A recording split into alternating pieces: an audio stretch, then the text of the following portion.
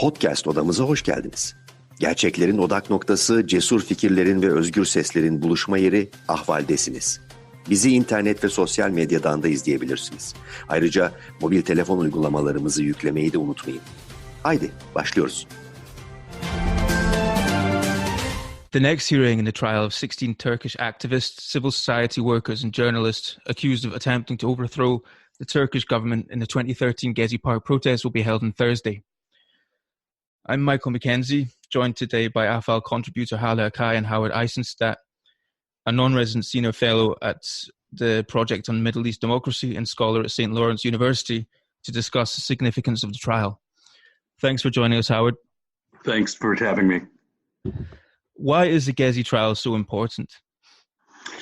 Well, I think it's important for three reasons. I mean, first of all, it's fundamentally unjust, and therefore it's important because people are being unjustly accused. It's important because that's emblematic of the way in which political enemies or perceived enemies of the AKP-led government have been targeted by the courts now for more than a decade.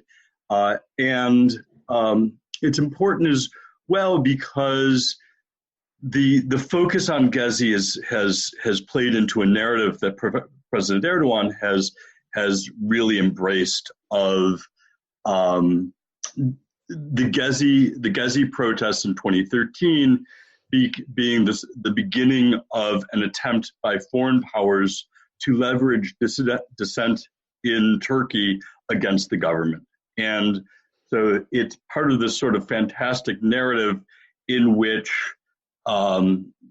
Western powers are using dissent in Turkey to try to overthrow the government. Hala, could you give us a quick recap on the legal basis of the case?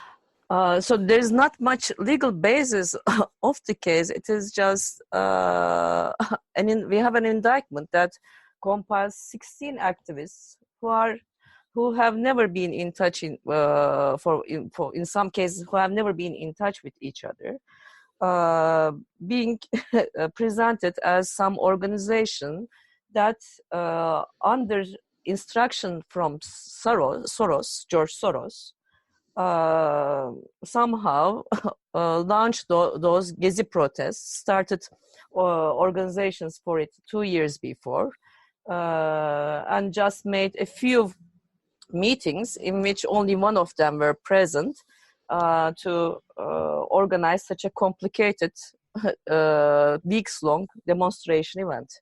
So that's the case we have. Thanks, Hale. The main reason that Turkey is hitting the headlines in recent weeks is to do with foreign policy, particularly the Cyprus issue of Turkey's drilling around the island of Cyprus, which the European Union calls illegal, and the purchase of S-400 missile defense systems from the United States, both of which are likely to draw sanctions. Howard, can you tell me, where does this trial sit given Turkey's relations with the West currently? So I think that, strategic issues, in particular the S-400s for the United States, Cyprus for the EU, have largely pushed human rights issues to the sidelines. And that's unfortunate for a couple of reasons. It's unfortunate because, of course, the human rights situation in Turkey has not improved, and the purges have continued. The targeting of dissent of civil society has continued apace.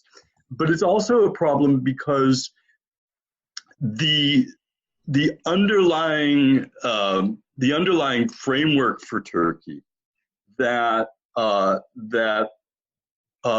motivates it in the Gezi trials, but also helps to color its response to the S-400s in particular, but also to Cyprus, is this sense that the West is against Turkey, that the West has worked to undermine Turkey. And we saw this very explicitly yesterday on the anniversary of the attempted coup, where President Erdogan said that we have these military and diplomatic pacts with the West, but it's from them that we see the most explicit threats.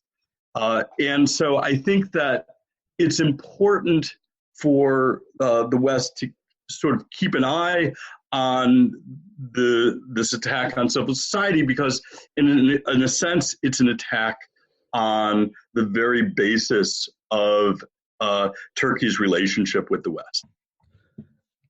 Hale, Mhm. what do people in Turkey and activists or other people knowledgeable about the case expect from this week's hearing? Well, I don't know exactly because not much discussion is going on about the case. It's also because maybe people are not expecting too much about legal processes, just waiting for the outcome right now. And of course, there's a group campaigning saying that a trial over Gezi protests is absurd. The case is weak. In fact, even the word weak would be a compliment for that indictment, and that it should be dismissed. But of course, that's what you should say when you're campaigning for something. In reality, everyone knows that this is a politically charged trial, and then based on their expectations, on what they understand from the current political situation in Turkey. Then the question becomes whether this is a trial that follows this policy of what some call the Turkish government's hostage diplomacy, or is it something more personal for the government or for Erdogan? And from that perspective, there are debates about two possibilities, I can say. So some say that the future of this trial depends on Turkey's relations with the West. So the case will be dismissed and everyone will be released. In fact, we have only one present defendant in that case, which is Osman Kavala. So Kavala will be released under some foreign policy calculations or under the pressure of foreign governments. Many people speculate like that, but I'm not sure what the real interests of the Turkish government right now. I mean, I'm not sure if it has any incentive to please the United States or the European Union. The second possibility, which I believe, is that this trial is a personal issue for Erdogan. For him, it is as important as the July 15 coup attempt. And it is one of the two important events he felt really that he could be losing power. And since Erdogan cannot make sense of the fact that those protests erupted spontaneously in 2013 as a manifestation of discontent among various groups, he needs a wider conspiracy, as Howard said, some organization behind, some unknown powers. And in Osman Kavala, he found the perfect culprit, let's say, a person who is linked to the West, who is a part of a very large network, and who can be blamed for that events with some loose links. And then it becomes whether he and the people around him will be satisfied by keeping Kavala in jail for almost 2 years and disturbing the life of others, or whether it is not still sufficient. So these people have to suffer more. But I also have to add that since the local elections in Turkey, since the AKP lost local elections, especially in Istanbul and Ankara, there are also others saying that the judiciary in Turkey might change its position because it happened in the past. The Turkish judiciary can change its stance when it observes some domestic political changes. But I'm not sure we have so far observed something that we can see as evidence of such a change in the judiciary's attitude.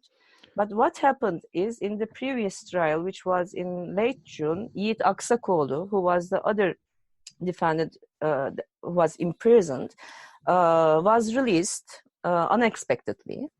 And some said afterwards that it would in fact be absurd again for the judges to release Kavala as well in the first hearing, but that will happen in the second one. So this also prompted hopes for the upcoming hearing on Thursday. So that means that the judiciary will take a more independent stance after the local election results. That's what some people say. I'm not sure. I mean, that really happened in the past. For example, you have the same judge who held different trials, who was responsible of different trials for some LGBT organizations 5 years apart, and his the prosecutor's indictments, the judge's decisions contradict each other. I mean, totally in those different cases. So they can really shift positions by just observing domestic political changes. But this also happened in the past before the presidential system. So I cannot be sure that this will be the same under the current system, after when Erdogan controls all the powers within the state. Thanks, Ali. Speaking about the foreign response to these trials, Howard, I think France and Germany have condemned the trials and said that they're sending observers to watch them. Has there been any similar response from the United States? I don't know for a fact, but I would be surprised if the State Department doesn't have an observer there. It would be sort of standard practice in a high-profile case like this. I think that there's certainly interest in the case for some in Congress. I don't think it's had quite the impact on the administration that other cases have. In many ways, in particular, Osman Kavala is a much more widely known figure in the EU than he is in the United States. But this is it's part and parcel of just today we had yet another hearing of the Bukata case where members of leading figures from Amnesty International and other human rights activists are being targeted sort of on similar anti-terror charges. This cluster of cases, I think, is likely to get attention to the extent that the United States Congress decides to start piling on issues. It's going to piggyback off of these other concerns that are much more central to the United States right now, primarily the breakdown of U.S.-Turkish relations militarily. And what are your expectations from the hearing this week? Well, I think Hale laid out the known unknowns very well. I have heard from people following the case very closely that there is some hope that Osman Kavala will be released this week, but I don't think anybody would lay money on it. The trial will certainly go on regardless.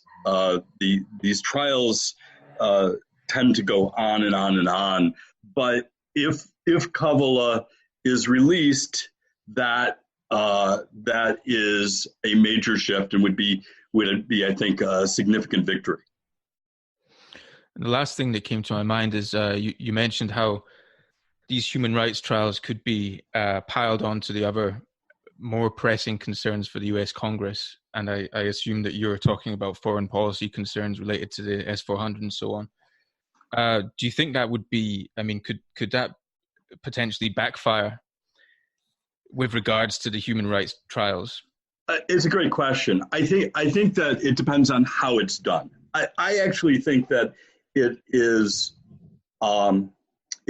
in the United States' interest, it's in the EU's interest to keep a commitment to rule of law, to human rights at the forefront of foreign policy regardless. And I think that that's true, both because I think it represents what should be the ideals of both the EU and the United States, but also because, sooner or later there's going to be a post-Erdogan era. And there's going to be a question of, were you the West, were you the EU, were you the United States, willing to step up for us when we were in need? And I think that if the United States, if the EU fall silent on these human rights issues, on these rule of law issues, there's going to be a reckoning. Okay, that's great. Thank you very much, Howard. That's all my questions. Hala, I don't know if you'd like to add anything.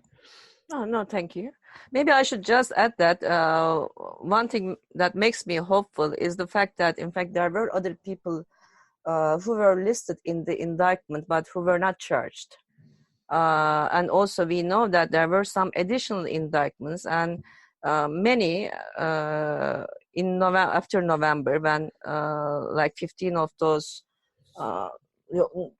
15 of those people, the defendants other than Osman Kavala, was somehow interrogated by the police. Some of them were detained for a few days and then were released. And after that, many people were expecting that other flows of arrests. Thank you very much for listening. We were discussing the Gezi Park trial, which will be continuing on Thursday this week. Goodbye.